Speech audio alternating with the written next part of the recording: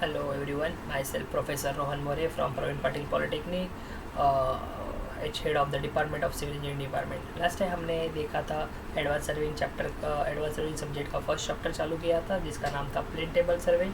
अभी हम लोग नेक्स्ट टॉपिक स्टार्ट करने वाले हैं, advantages of plane table surveying. तो अलग अलग एडवांटेजेस और डिफरेंट डिसएडवांटेजेस होते हैं। उसमें से पहला वाला एडवांटेजेस है, एज द सर्वेइंग और plotting it done simultaneously in the field, chances of getting the omission of any details get less। इसका मतलब क्या है, साइमल्टेनियसली मतलब सेम टाइम पे मेरा प्लॉटिंग और measurement of work same time पे काम चालू हो रहा है। इससे क्या होगा, मैं जो भी मैं डिटेल्स उस टाइम पे ले रहा हूँ वो डिटेल्स मिस होने के चांसेस बहुत कम है। मतलब इसमें क्या क्या हो रहा है, सर्वे भी हो रहा है और प्लॉटिंग वर्क भी हो रहा है, तो ये दोनों काम सेम टाइम पे हो रहे हैं। इसके लिए ये मेथड एक एडवांटेजेस है। Second, the plotting details can be immediately gate compared with the actual object. जो भी मैं काम कर रहा हूँ, जो भी ऑब्जेक्ट में मेजर कर रहा हूँ, वो एक्चुअल डिटेल ग्राउंड के ऊपर और शीट के ऊपर उसी टाइम पे मैच हो रही है कि नहीं, वो उसी टाइम पे मुझे पता चल सकता है। मुझे वापस कुछ वहाँ पे अलग से कुछ करने की ज़रूरत नहीं है। दस the errors in the, as well as accuracy of the plot can be ascertained and the work progress in the field। तो इसमें accuracy हाई रहने वाली है।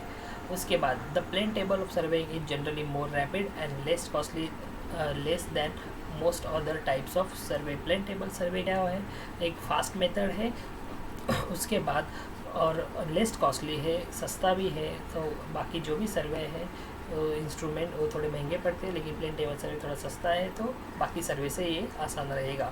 As the instrument used are simple not much skill level operation is required. ये जो instrument है वो simple है, सिंपल इन यूज़ है, तो इसके लिए मुझे कोई ग्रेटर स्किल की ज़रूरत नहीं है। It is a less costly. उसके बाद the office work consist of only finishing drawing. मतलब इसमें क्या होगा, जो भी आपने प्लॉटिंग किया था वो उसी टाइम पे ग्राउंड पे हो गया था, सिर्फ ऑफिस में जाके आपको क्या करना है, उसको फाइनल टच देना है।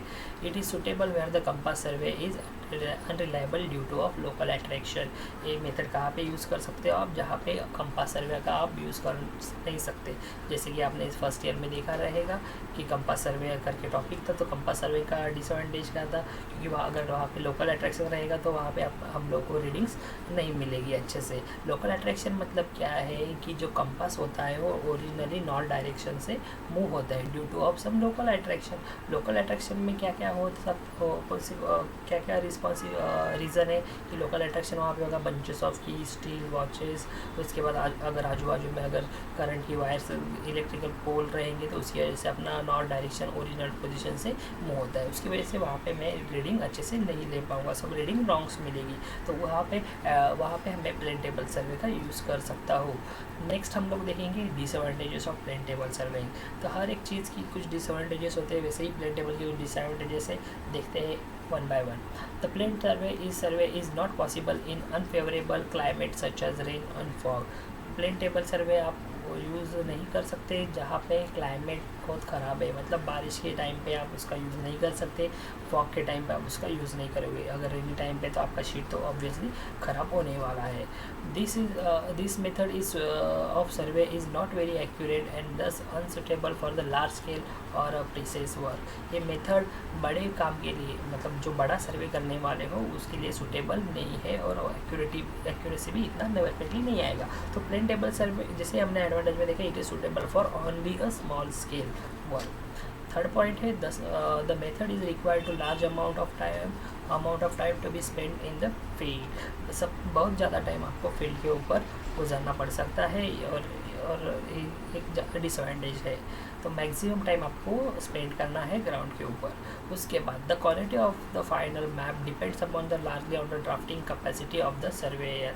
सर्वेयर के ऊपर ही पूरा एक्यूरेसी डिपेंड है, वो कैसे मेजरमेंट लेता है, कैसे ड्रॉ करता है, कैसे प्रॉपर स्केल से उसने मेजरमेंट लिए है कि नहीं, तो वो सब सर्वेयर के ऊपर डिपेंड करता है एक्यूरेसी। उसके बाद the instrument are very heavy, it's difficult to carry one place to other place. जैसे कि हमने देखा है तो बहुत सारी एक्सेसरीज यहाँ पे हम लोग यूज़ कर रहे हैं, जैसे कि spirit level, plane table, tripod, tripod, U4, plumb bob, इस तरह से बहुत सारे एक्सेसरीज़ हैं। तो उसमें इससे क्या होगा, एक प्लेस से दूसरी जगह पे लेके जाने के लिए मुझे डिफ़िकल्टीज हो सकती है। तो ये एक डिसएडवांटेज है। Number of accessories are more as chances of may be get loss. तो बहुत सारे एक्सेसरीज होने की वजह से साइड के ऊपर कभी कुछ इंस्ट्रूमेंट रह जाने की, घूमने की चांसेस होते हैं। तो आप लोगों को हर बार ध्यान रखना पड़ सकता है। तो एक डिसएडवांटेज है कि कोई भी इंस्ट्रूमेंट आपका वहाँ पे छूट सकता है।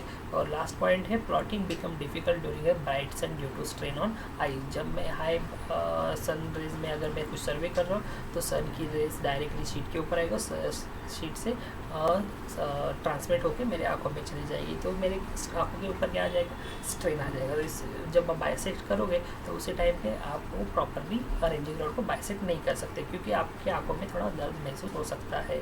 तो ब्राइट सन में रेंटेबल सर्वे का आप यूज़ नहीं कर सकते। Thank you.